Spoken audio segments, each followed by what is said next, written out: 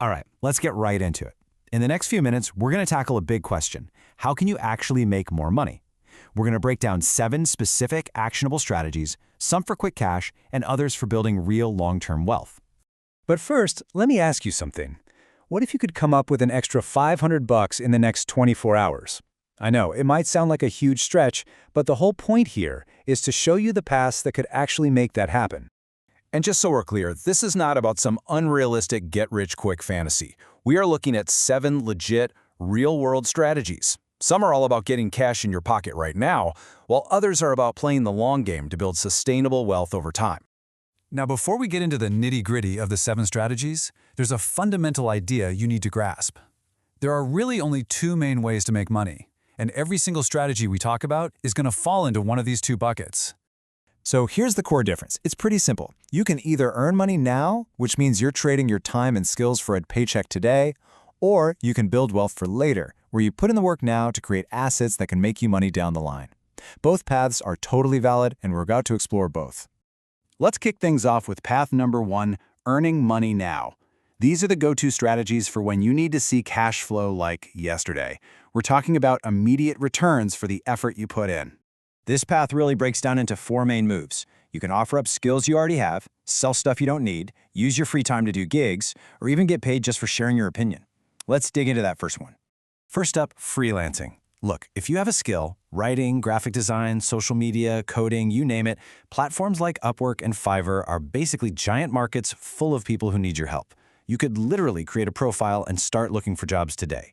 Now, here's a pro tip that can make all the difference. Instead of just saying you're a writer, focus on a high-demand niche, like social media management or copywriting for tech companies.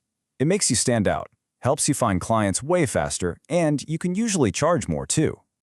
Okay, another way to get cash quickly is selling things on online marketplaces. Seriously, just look around your house. That old phone in your drawer, those clothes you never wear, that's basically cash just sitting there.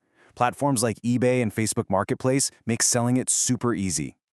And hey, if you want to turn this into a real side hustle, it's not just about selling your own stuff. You can go out to thrift stores or garage sales, find things that are undervalued, and then flip them online for a nice profit.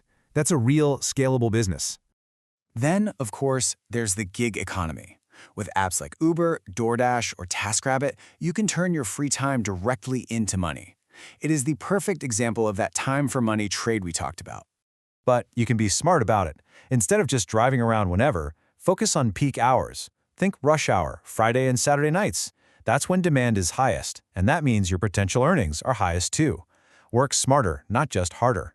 And the final earn now strategy is taking online surveys. Now let's be real, this is not going to make you rich, but for those times you're just sitting on the couch scrolling, sites like Swagbucks are an easy way to make a few extra bucks. It all adds up. Okay, we've covered the quick cash. Now let's shift gears and talk about the long game. This is path number 2, building wealth. We're moving away from immediate income and into creating assets that can grow over time. This is all about working smart now so you can earn more and more passively later on.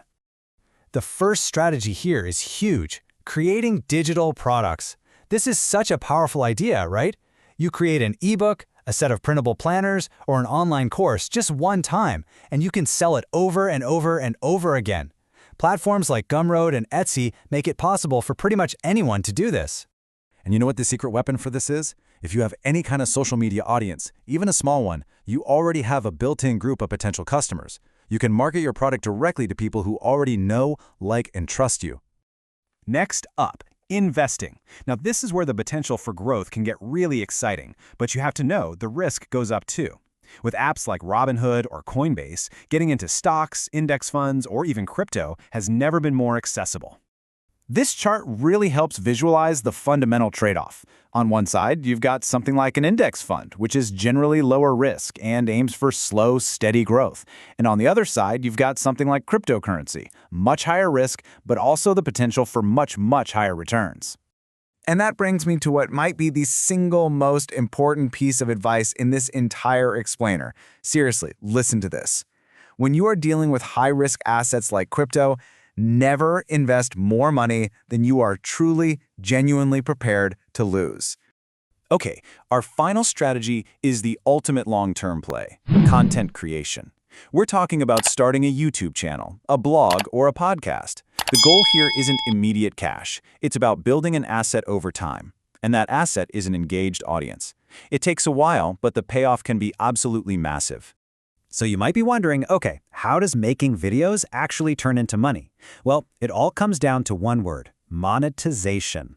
Once you have that audience, you can start earning revenue from things like ads, affiliate marketing, or even by selling your own digital products to your followers.